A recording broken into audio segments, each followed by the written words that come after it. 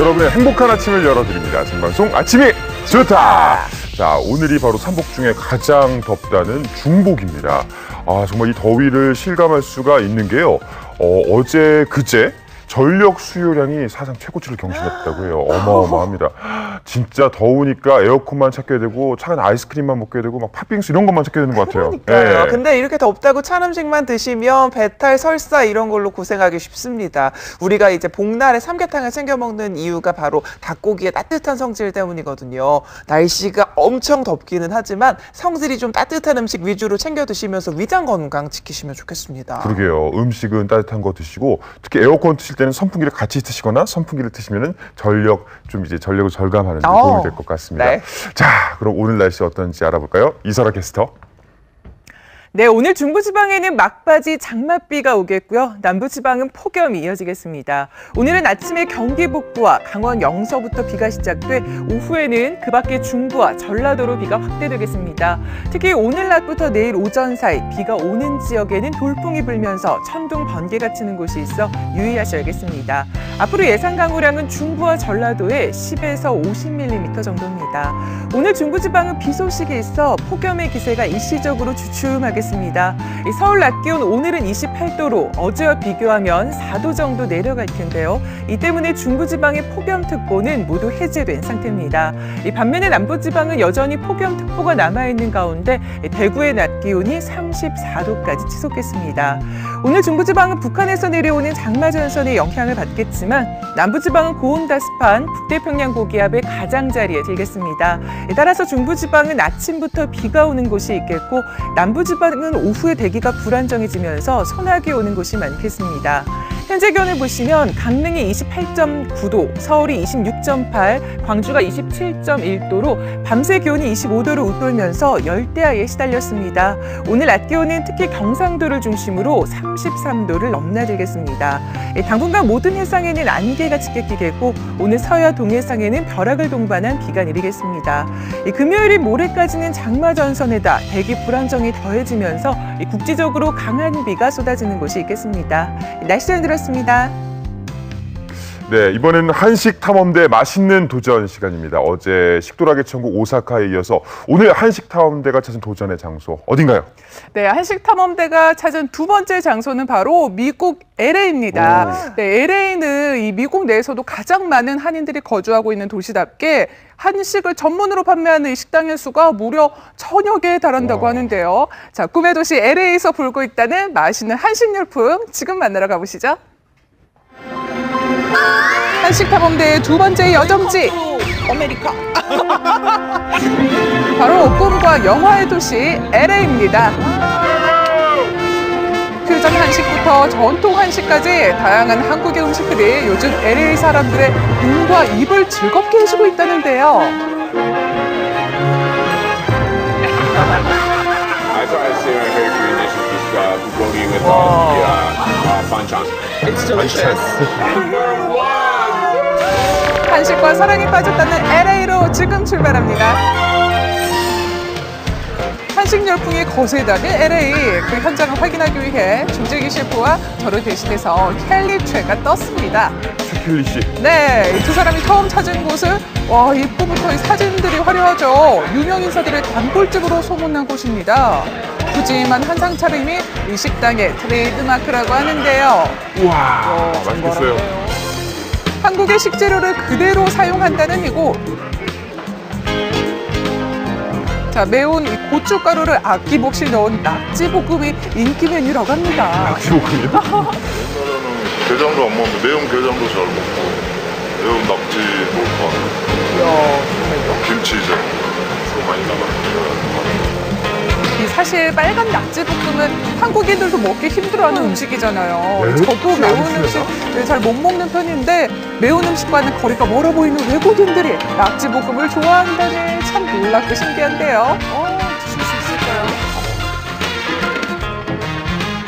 자, 이 매운 음식도 문제없다는 사람들, 이들이 한국의 매운맛에 매료된 이유는 무엇일까요? For me, it's just, I like the spiciness of it. It's a different kind of spiciness than we've traditionally eaten. 낙지볶음에 이어 LA 미식가들의 입맛을 사로잡은 또 하나의 메뉴, 바로 파전 되겠습니다. 신선한 야채와 해산물을 섞어 바삭하게 부쳐낸 파전. 이 파전을 피자처럼 잘라서 손님장에 내놓는 게 이 집의 특징이라고 하네요. 이 노릇한 파전을 보고 환호를 안 할 수가 없겠죠. 자, 이 파전이 나오니까 다들 정말 좋아하시는데요. 각 구워진 파전, 이들에게 합격점을 받아낼 수 있을까요? 좋네요, 진짜. It's amazing. It's beautiful. Everything is so flavorful. Really strong flavors. 네, 그런데 사실 이 집의 인기 메뉴는 따로 있습니다. 바로 한국식 양념갈비인데요. LA의 한 지역신문은 죽기 전 먹어봐야 할 99가지 음식 중에 하나로 이곳의 갈비를 선정하기도 했습니다.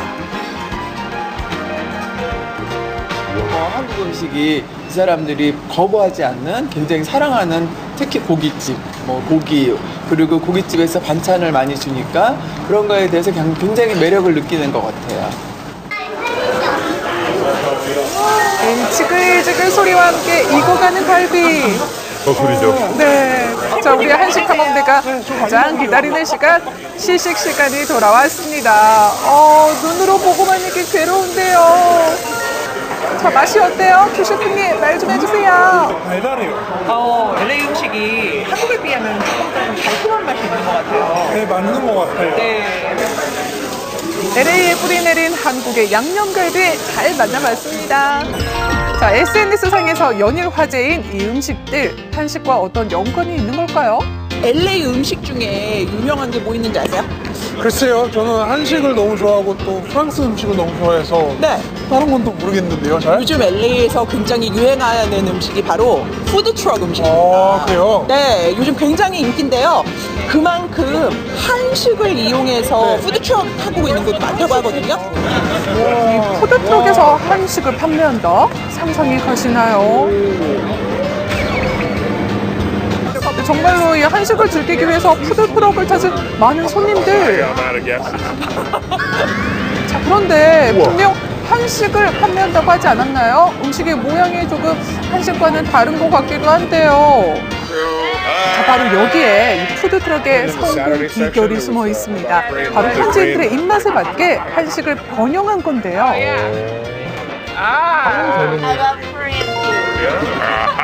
I went to Seoul about 6 years ago, Seoul, Korea, and ate a lot of good food there, but I haven't found anything that's the same here. Nothing that replicates how good it was there. But there's plenty of good food here too. 뭐 시켜볼까? 이거 보니까 이거 양념치킨인 것 같죠? 네, 간장 안녕하세요. 안녕하세요. 한국분이시다. 다 맛있게 보이는데? 샐리 스타일이시죠. 삼겹살 스타일. 푸드트럭에서 판매되는 퓨전 한식 기대가 됩니다. 또 다른 거. 닭고기도 있는 것 같은데요. 자, 주문이 들어오는 즉시 조리되기 시작하는 음식들. 이 푸드트럭의 인기 메뉴는 한국 양념치킨에서 아이디어를 얻은 빨간 미국식 닭강정이라고 하는데요. 매운맛을 줄이고 단맛을 늘려서 이 푸드트럭을 찾는 현지인들의 입맛에 안성맞춤이라고 합니다. 네, 특히 이 푸드트럭에서는 닭고기를 요리한 음식들이 많이 만들어지고 있다고 하는데요. 그렇네요. 네, 그리고 등장한 익숙한 이 식재료, 바로 삼겹살입니다. 네, 이 불판에 구워진 삼겹살은요, 짜잔! 바로 이렇게 먹음직스러운 햄버거로 변신을 합니다. 고기 패치 대신에 삼겹살 통째로 넣군요. 푸드트럭을 운영하고 있는 젊은 사장님, LA 한식 열풍을 몸소 느끼고 있다는데요. LA 한국 음식 인기 엄청 좋죠. 웬만한 동양 식당보다 한국 음식이 엄청나게 인기가 좋아요. 특히 음식 트럭 같은 경우는 이제 동양 음식들이 이제 팬들이 많아요. 근데 그 중에 한국 음식들이 제일 잘 나가요. LA 곳곳을 누비며 퓨전 한식을 판매하는 푸드트럭. 미국의 푸드트럭 문화와 한식이 결합돼 탄생한 새로운 음식 문화가 아닐까요? 이렇게 모아놓고 보니 퓨전 한식들이 참 다양하고 화려한데요.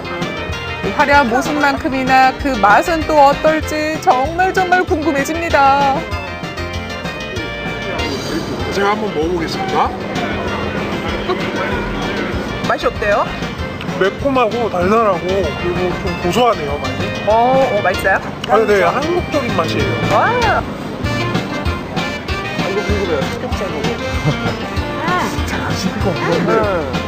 어때요? 무역이 드시네요. 삼겹살 맛 나요. 아, 삼겹살 맛이 나요? 집에 가서 해 먹어야지. 그렇군요. 삼겹살 먹으니까요. 네, LA의 한식 열풍을 쫓아 쉼없이 달리고 있는 한식 탐험대. 자, LA까지 왔으니 이곳의 명소 또한 지나칠 수 없겠죠. 이름에 걸맞게 넓은 백사장과 긴 해안선을 자랑하는 롱비치를 찾았는데요. 아, 정말 보기만 해도 시원해집니다. 우와. 네, 이 짧은 휴식을 뒤로하고 한식 탐험대는 또 길을 나서 봅니다. LA 한식 열풍을 주도하는 그 마지막 주자. 손님들로 가득 차 있는 이 식당 안. 한인들보다 LA 현지인들에게 더 사랑을 받고 있는 곳이라고 하는데요. 진짜 식당, 한국 식당 같아요. 네, 그렇죠. 자, 이들이 사랑하는 한식은 바로바로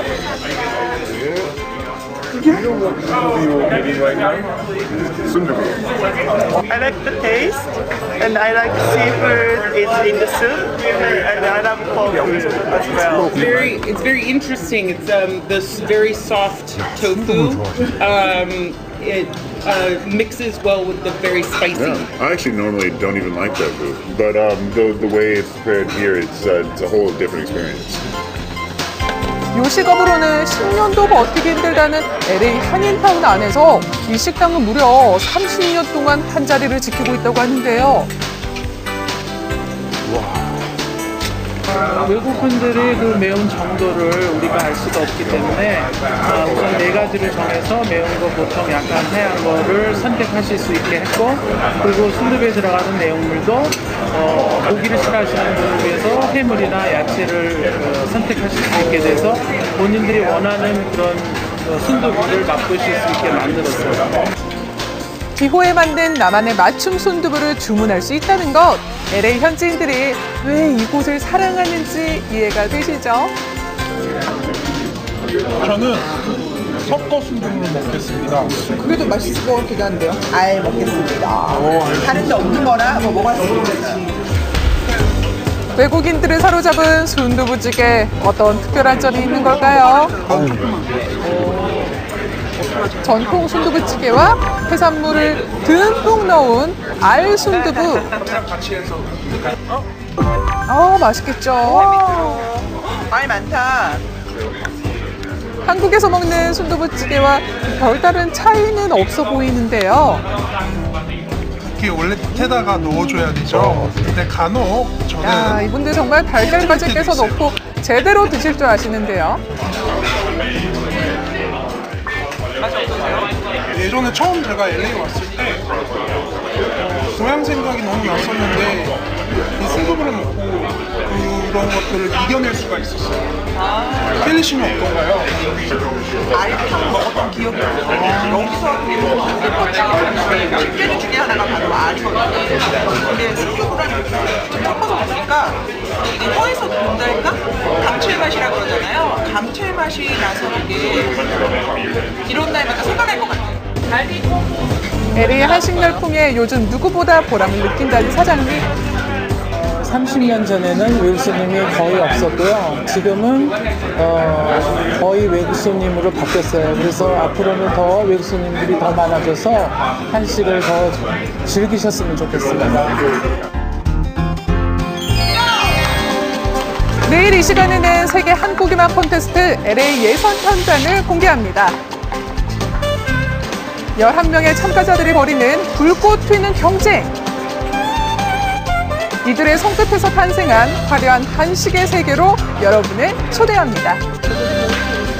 Grand prize winner is 절대 놓치지 마세요. 네, 잘 봤습니다. 이번에는 궁금한 뉴스 순서입니다. 강승화 아나운서가 준비하셨죠? 네, 오늘은 조금 살짝 좀 황당한 그런 뉴스가 좀 들어와 있는데요. 먼저 어르신들이 내기 윷놀이를 하시는데 단 한 번도 이기지 못하셨다고 합니다. 왜냐하면 윷이 저절로 움직였다고 하네요. 한편 보험 사기꾼이 있었는데요. 이 보험 사기꾼 정말 대담했습니다. 이 보험 사기를 저지른 상대가 바로 경찰이었다고 하는데요. 어허허. 궁금한 뉴스에서 확인해 보시죠.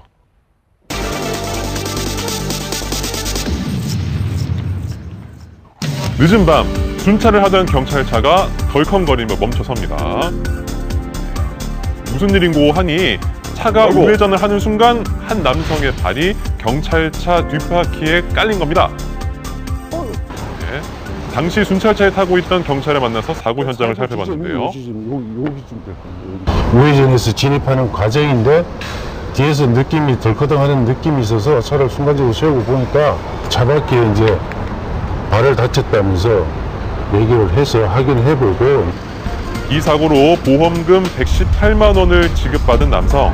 그런데 당시 순찰차의 주행 속도는요, 시속 10km 내외에 불과했습니다. 이 정도 속도라면은 차량을 피하지 못할 이유가 없는 상황인데요. 그러게요. 남성은 왜 순찰차를 피하지 못한 걸까요? 피의자는 경찰 조사 중에 야맹증 소견서 시각장애 3급을 제출하였으나 하지만 보험 사기를 의심한 경찰은 잠복 수사에 들어갔고요. 글쎄요, 밤길에 거침없이 도로를 건너고요. 걸으면서 휴대전화를 사용하기도 합니다. 야맹증인데요. 자전거가 나타나자 자연스럽게 피하기도 하고요. 정말 대담하게 경찰을 상대로 사기 행각을 벌인 겁니다.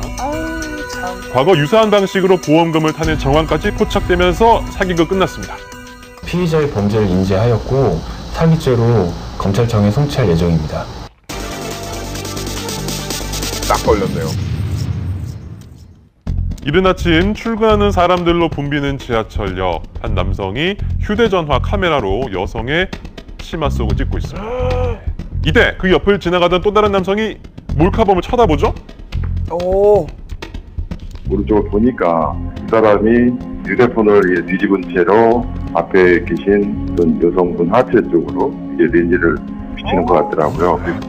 참 재미있는 거는요, 범행 장면을 목격한 저 남성, 과거 지하철 수사대에서 근무했던 강력계 형사였습니다. 딱 걸렸죠. 이런 문제가 있는지 가끔 살펴보거든요. 자, 오차빔이 가벼워지는 여름철에 더욱 기승을 부리는 몰카 범죄. 사람이 많은 곳에서는요, 힘드시겠지만 각별히 주변을 더 살피는 것이 피해를 예방하는 최선의 방법입니다.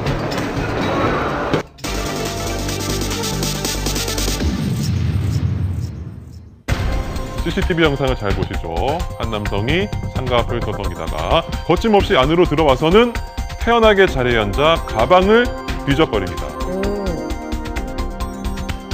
그가 가방에서 꺼낸 건 바로 지갑인데요. 이 남자 도둑이었습니다.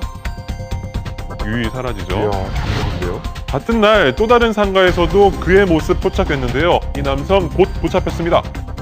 피해자는 생활비를 마련하고자 총 5개월여간 22회에 걸쳐 1,000만 원 상당의 금품을 훔쳐 상습절도 혐의로 검거했습니다. 한 층에 규모가 작은 상가 여럿이 자리한 이곳인데요. 범행 대상은 주로 상인 혼자 일하는 가게들이었습니다. 그런데 취재 도중 과거에도 절도 피해를 본 상가가 여럿 있음을 알게 됐는데요. 피해자는 또 다른 사람이었습니다. 범행 수법은 비슷했고요. 그냥 들고 가죠. 그 일을 하면은 저희가 바빠가지고 이렇게 일하다 보면 이렇게 핸드폰을 이렇게 놓고 간단 말이에요. 뒤돌아서면서 들어간 사이에 그냥 여기서 이 사람이 지나가면서 그냥 이렇게 살짝 뒤돌아서고 이렇게 집어갖고 훔쳐갔어요. 자, 범행은 상인이 잠깐 자리를 비우거나 한눈을 타는 그 짧은 순간 벌어진다고 하는데요. 노리고 오는 사람도 있는 것 같아요, 보면. 왜 그렇게 생각하는 거죠? 도매하는 데다 보면은 전화 오거나 팩스 오면은 그거 뭐 신경 써야 되잖아요. 그렇죠. 이러다가 막 이런 데 딱 보는 순간에 그냥 쑥 가져가 버리고 그래요. 피해를 본 게 한두 가지의 이야기가 아니었습니다. 한 집 건너 한 집씩으로 절도를 당한 경험이 있다고 하는데요. 다른 집은 뭐 지갑도 없어진 집도 있고 뭐 가방도 없어진 집도 있고 한 달에 한두 번은 꼭 거의 사건이 일어나는 것 같아요, 거의. 아, 심각하네요. 상인들이 밤낮 없이 일해서 번 돈을 노력 없이 절취하는 질 나쁜 범죄. 경찰은 이건 역시 예방만이 최선이라고 이야기합니다. 가게를 비울 때는 현금을 챙기거나 옆에 있는 상인들한테 부탁을 하고 자리를 비우는 등 각별한 주의가 요망됩니다.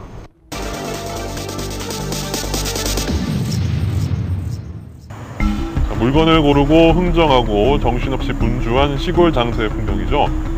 저 남성을 한번 보세요. 바쁜 틈을 이용해서 금품을 슬쩍 해온 60대 남성입니다.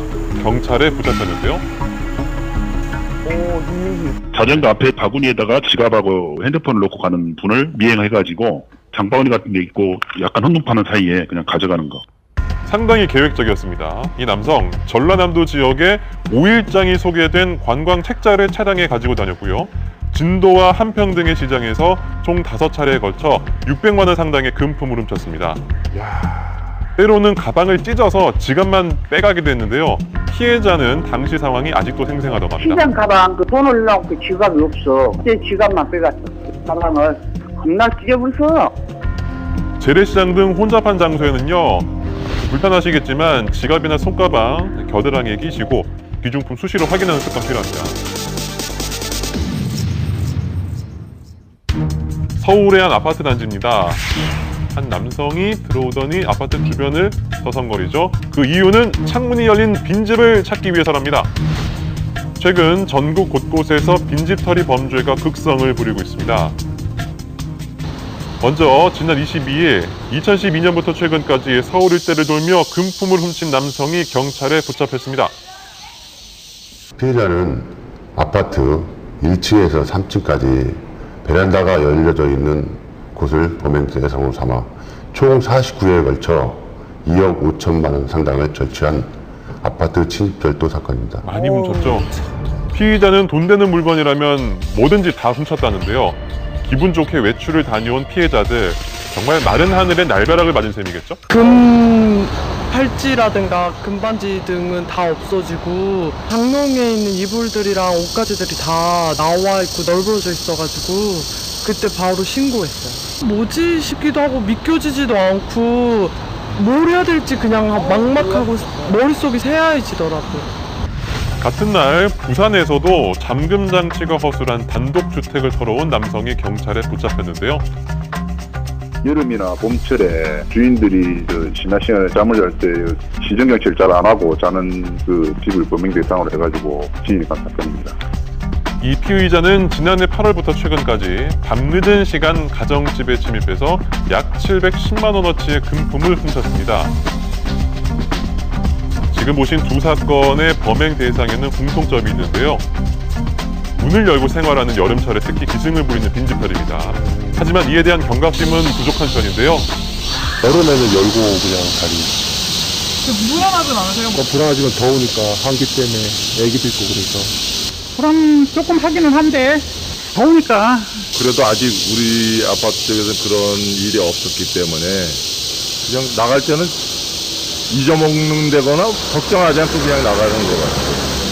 잠깐 방심하는 사이 누구나 빈집털이의 표적이 될 수 있습니다. 지난해 7월에서 8월에 발생한 빈집털이의 발생 건수는요, 약 2,700건이었습니다. 특히 창문을 통해서 침입한 경우가 많았는데요. 철저한 문단속이 가장 좋은 예방법이겠죠? 출입문 같은 것을 확실히 잠갔는지 시간 장치를 확인하시고 장기 출장이라든지 여행 시에는 가까운 집합주소에 연락해서 순찰을 강하게 요청하고 그 내부에 텔레비나 오디오를 켜가지고 내부에 사람이 있다는 걸 확인시켜주는 게 중요할 것 같습니다.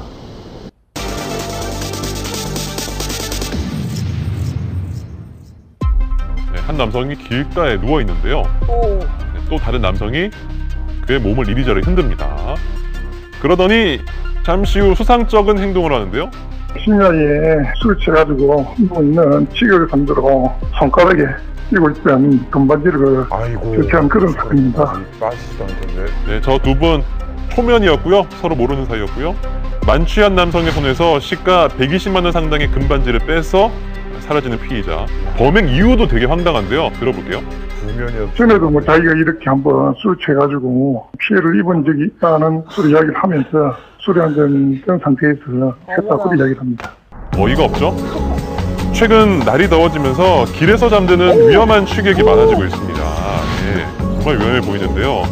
문제는 취객 대상의 범죄가 기승을 부린다는 겁니다.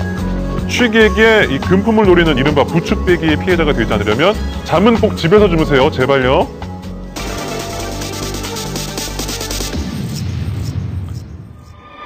경기도 성남의 한 도로인데요.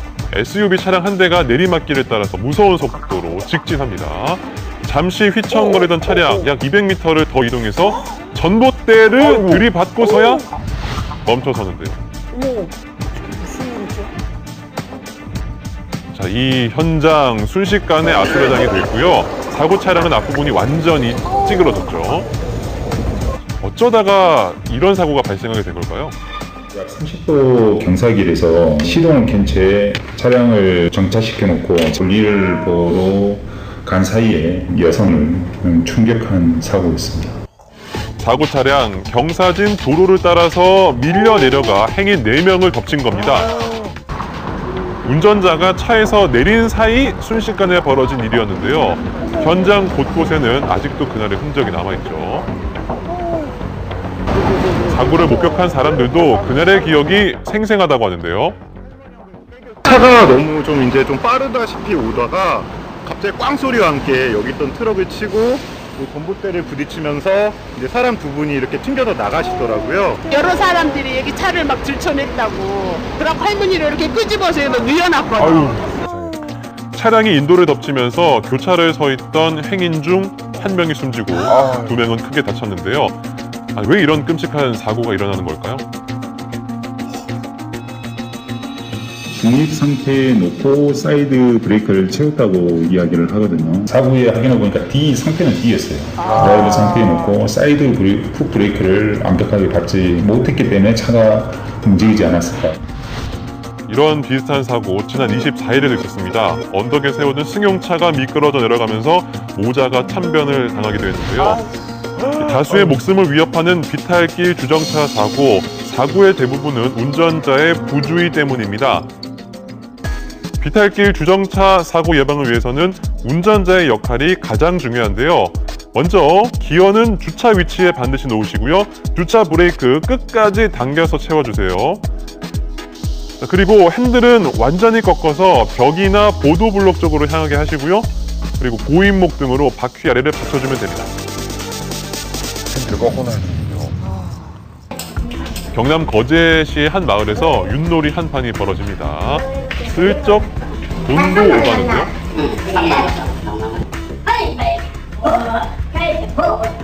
네, 그런데 잠시 후 보고도 믿기 힘든 광경이 일어납니다. 저절로 뒤집히잖아요. 마술 아닌가요? 정선 60내지 70가닥 가지고 직경 한 90cm 되는 전선 뭉치를 만들어가지고 두 개를 만들어서 물바닥을 시공할 때 밑에다 매립을 하고 손가락 네 곳에 3mm 정도 되는 그 자석을 다 매립을 한 다음에 유선을 던질 때 리모컨으로 전기를 넣었다 뺐다 하는 방법으로 해가지고 못이나 육이 나오도록 그렇게 조작된 방법으로 진행을 한 겁니다. 네, 철두철미하게 범행을 준비해온 도박단. 어르신들 깜빡 속을 수밖에 없었겠죠? 그럼요. 저렇게까지 할 거라고. 찍은 대로 이제 딱 찍었잖아. 빨리 찍고 내가 괜찮아. 빨리 찍고 모르네.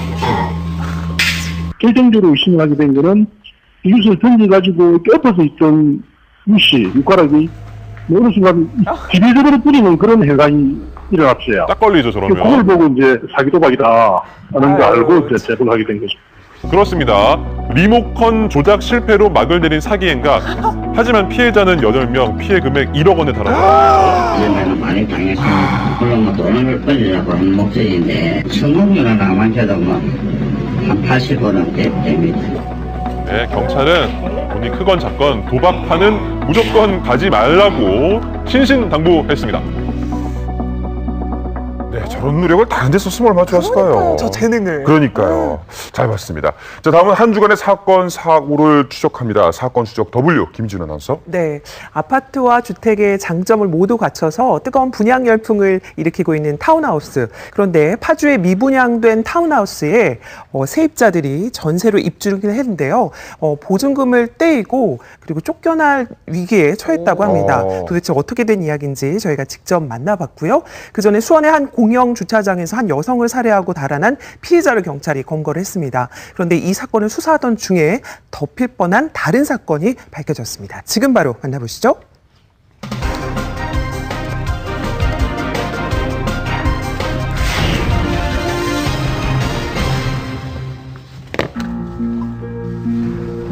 수원의 한 공영 주차장입니다. 이곳이 끔찍한 살인사건의 현장으로 변한 건 지난 18일 인적이 드문 새벽이었습니다. 12시 48분쯤에 차였네. 18일 새벽 00시 48분이죠. 하얀 차 있죠? 화물 차요. 하얀 차, 화물 차. 예. 뒤에 까만 차 이제 그 뒤쪽으로 있었대나 봐요. 그날 새벽에 이곳을 방문한 의문의 차량, 주차장에 세워진 차량 뒷좌석에는 60대 여성이 숨진 채 발견이 됐는데요. 피해자의 목에는 타살의 흔적이 남아 있었습니다. 차 안에 시신을 방치하고 달아난 피해자는 사건 발생 후 나흘 만에 수원의 한 길거리에서 검거가 됐습니다. 범인은 피해자와 동업을 했던 60대 남성이었는데요. 고인가 이렇게 죄송합니다. 금전적인 이유 때문에 살해한 겁니까? 예. 네, 피해자는 동업자였던 여성이 자신에게 빌린 돈을 갚지 않아 살해했다고 진술했습니다. 과거에 대부업 등을 통한 동업 관계에 있었다가 그 과정에서 발생한 금전 문제로 지속적인 다툼이 있던 가운데 이렇게 살해까지 이르게 된 그런 범죄입니다. 사건은 금전 문제로 인한 살인사건으로 마무리되는 듯 했습니다. 그런데요, 피해자의 행동에 한 가지 의문점이 있었습니다. 의문점이요? 네. 문자를 모르다가 지인한테 보내니까 그 지인이 그 문자를 신고한 거야. 지인에게 문자 메시지를 보내 범행 내용과 장소를 알렸다는 피해자. 그는 왜 굳이 이런 행동을 하고 또 잠적을 한 걸까요? 그런데 바로 범인이 보낸 이 문자 메시지 때문에 결정적인 단서가 잡혔습니다. 신고 내용에 입각해서 박 씨를 최초 용의자로 선정해서 수사를 하던 중에 이 박모 씨가 살아있다는 생활 반응이 아무리 이제 저희가 확인을 해도 나타나질 않는 겁니다. 경찰의 추궁 끝에 상상하지도 못했던 또 다른 진실이 세상에 밝혀졌습니다. 2년 전에요, 40대 남성을 살해한 뒤에 야산에 안매장한 건데요. 살해당한 남성은 바로 피의자가 사용했던 휴대전화의 명의자 박 씨였습니다. 공영 주차장에서 금전 문제로 동업자 유 씨를 살해한 피의자. 2014년에도 당시 동업자였던 박 씨 역시 같은 이유로 살해했던 겁니다. 첫 번째 그의 범행은 살해된 박모 씨가 치밀했는데요. 살아있음을 주변에 알리기 위해서 문자를 이용해서 했던 거고, 그러다 보니까 이번 범행을 결의하게 되면서 수사가 들어오게 되면 이마저도 이미 죽은 박모 씨의 범행으로 몰고 가야겠다, 이렇게 계획해서 문자를 보내게 됐던 겁니다. 살해한 것도 모자라 자신의 또 다른 범행까지 고인에게 뒤집어 씌우려 했던 피해자. 모든 범죄는 흔적을 남기고 세상에는 결코 완벽한 범죄는 없다는 걸 깨닫길 바랍니다.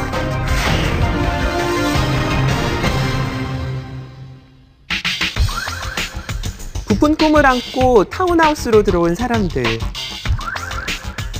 먹지. 회사가 망했잖아요.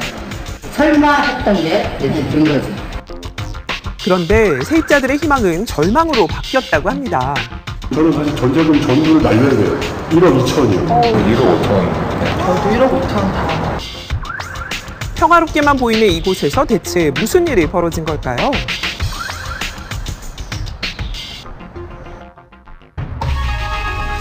몇 년 전부터 서울 근교를 중심으로 붐이 일고 있는 타운하우스.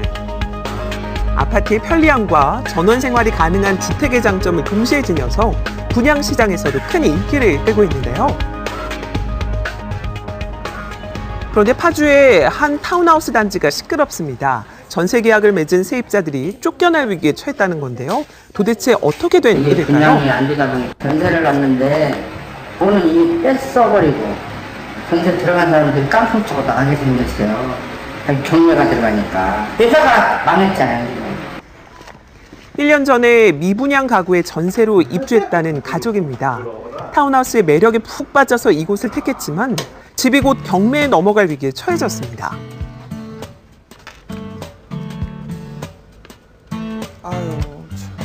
사는 게 너무 좋아 보여가지고, 애기가 이제 2학년인데 더 이상 이제 넘어가면 이사하기도 쉽지 않을 것 같고, 친구들도 많이 사귀게 될 테니까 앞으로 미래를 위해서 데리고 왔죠. 친구 왔네. 와!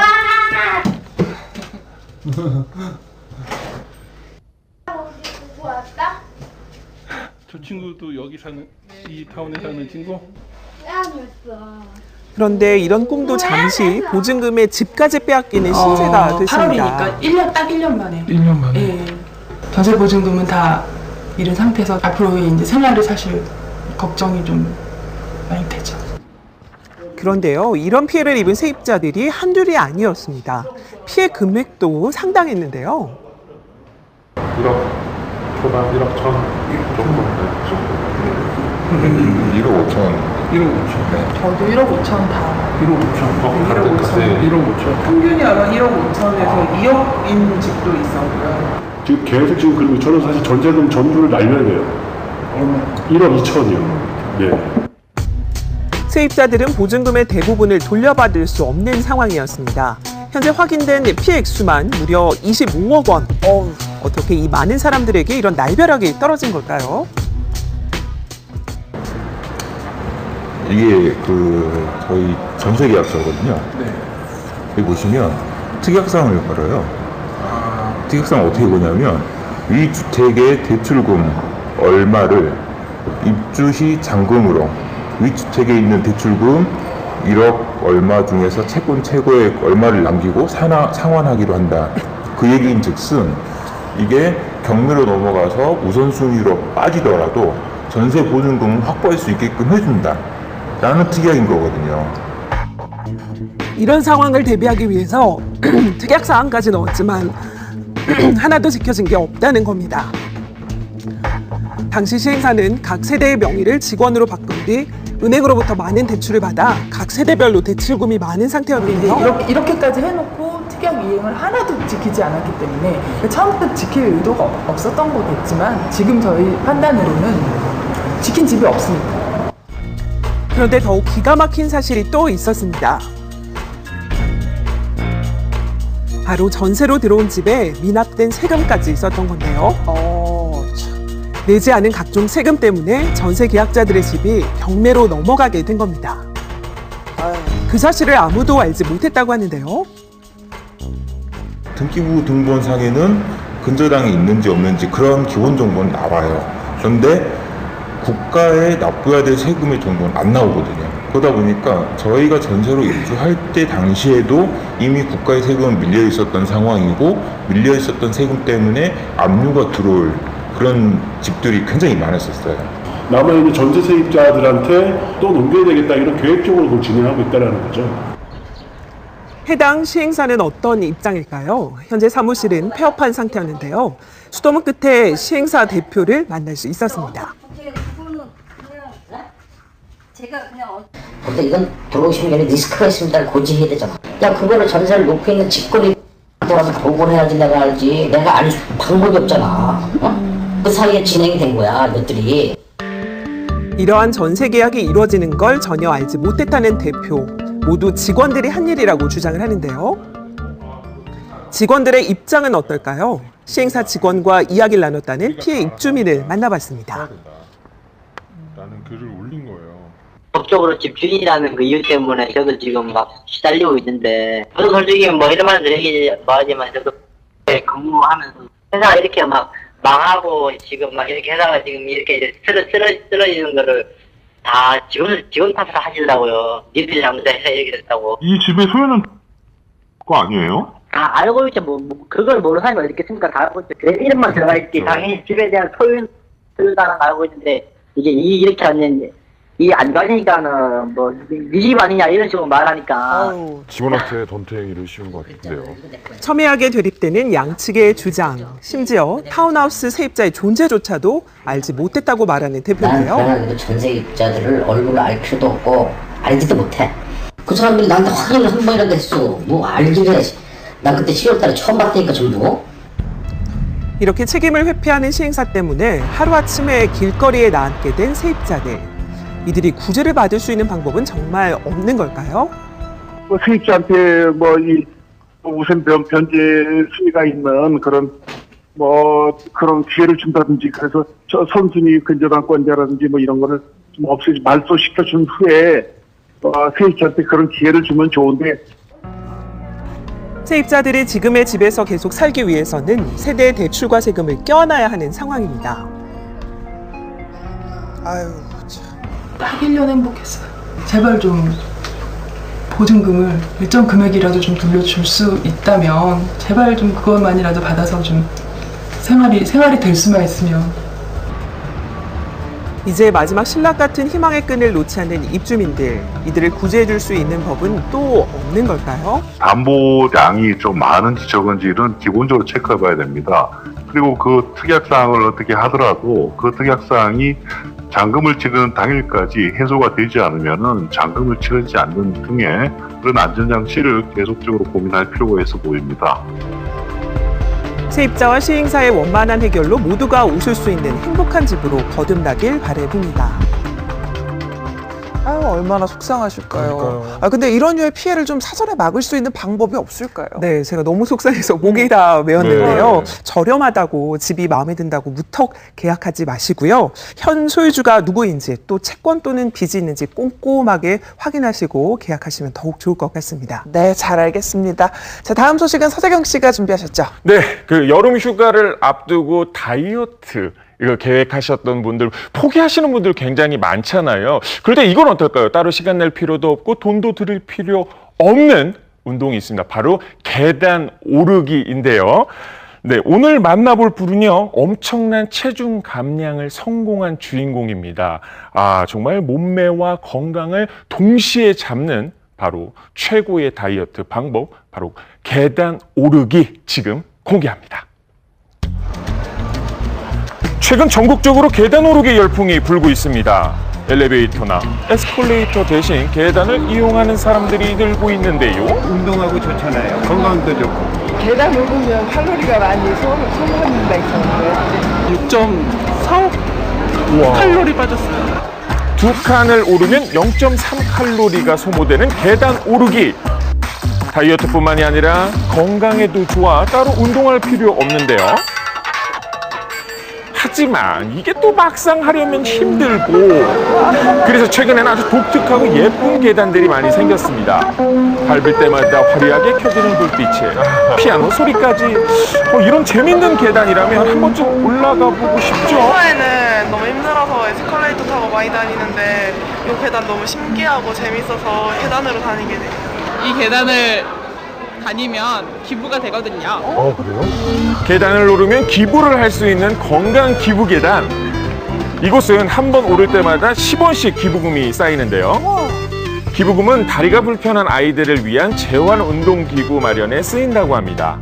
많은 이용자들의 한 걸음 한 걸음이 다리가 불편한 아이들에게 희망이 되고 있는데요. 건강기부계단에서 10개의 계단이 운영이 되었는데요. 약 1억 8천만 원이 모금이 되었습니다. 기부를 좀 약간 하기가 어렵잖아요. 근데 여기 계단 오를 때마다 기부가 되니까 마음도 편하고 좋죠. 건강도 좋지만 기분도 좋고 또 기부도 되니까 일석삼조예요. 10번 왔다 갔다 해야 되겠는데 좀 시간 없어 안 돼요. 자, 여기 계단 오르기 열풍에 동참한 분이 있습니다. 어딘가 좀 낯설지 않는 저 뒤태. 그의 정체는?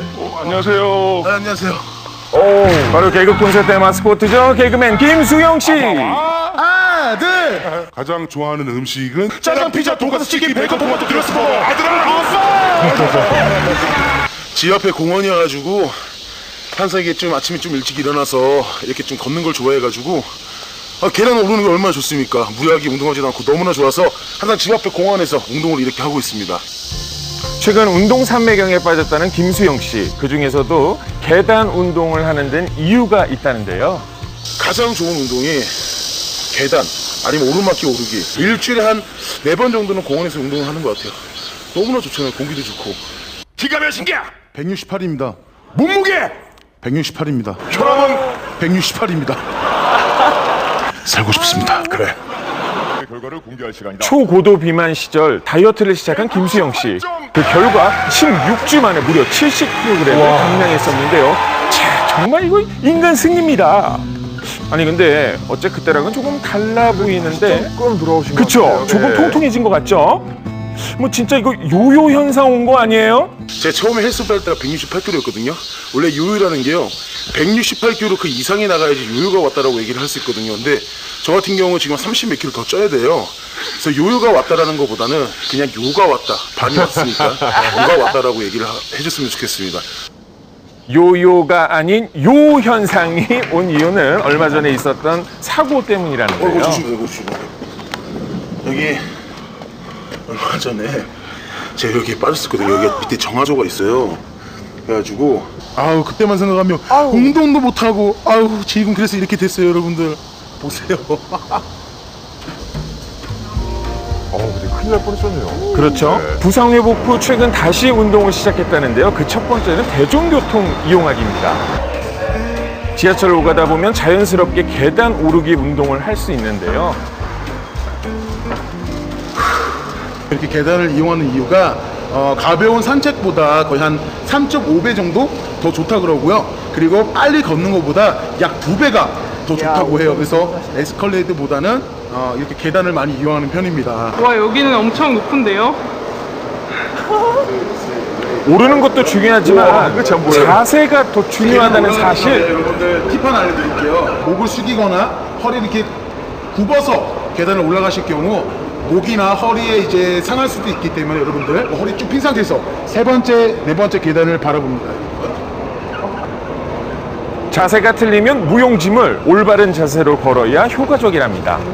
바른 자세로 계단을 올라가게 되면 허벅지 앞쪽 근육뿐만 아니라 허리나 엉덩이 근육도 같이 강화할 수가 있고요. 그래서 즉 운동 효과가 좋기 때문에 바른 자세를 유지하는 것이 도움이 될 것 같습니다. 뭐 아무렇지 않아요.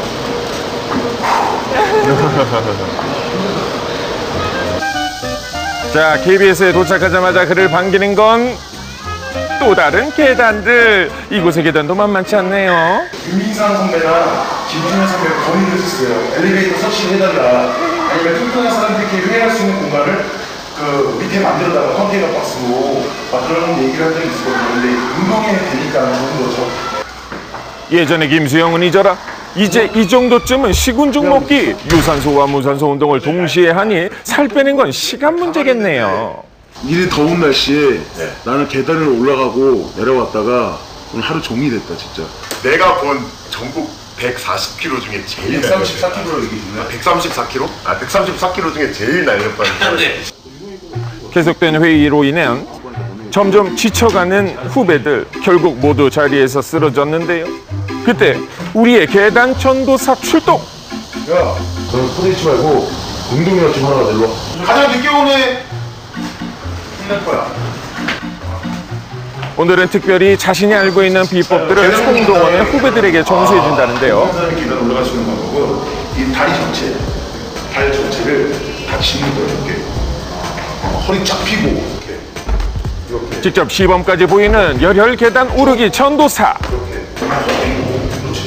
후배는 배운 대로 해보지만 뭔가 살짝 어색하죠. 하지만 이내 올바른 방법으로 계단을 오릅니다. 엉덩이 힙업이 잘 됐으면 근육이 발달돼요. 허리가. 알죠. 운동도 해봤어요. 알죠. 오케이, 렛츠고. 그냥 올라가요. 오케이. 나오기 싫어하던 후배도 여심을 사로잡는 뒤태가 되기 위해 속도를 높이네요. 좋았어. 잘했어. 정말 알찬 운동을 하는 것 같아요. 몸도 가벼워지고 그리고 살도 빠지고 다이어트 효과도 나타나고 건강이 많이 좋아진 것 같아요. 확실히. 제가 헬스보이 하기 전에 건강검진을 받았는데 굉장히 안 좋게 나왔었어요. 보세요. 네. 168kg이었을 때 건강 상태, 동맥경화증, 고혈압, 심혈관 질환 등 각종 질병에 노출됐던 상황, 중증 지방간까지 왔었다는데요. 그렇다면 계단 오르기를 꾸준히 해온 지금의 몸 상태는 어떨까요? 병원을 찾아가 건강검진을 받아봤는데요. 두근두근두근 제가 더 떨립니다. 몸에 좋은 콜레스테롤인 LCL 콜레스테롤이 정상 수치까지 많이 상승되어 있고요. 나쁜 콜레스테롤인 중성지방은 정상 범위까지 많이 감소되어 있는 상태입니다. 언제 어디서나 누구나 쉽게 간편하게 할 수 있는 생활 속 공짜 헬스장 계단 오르기.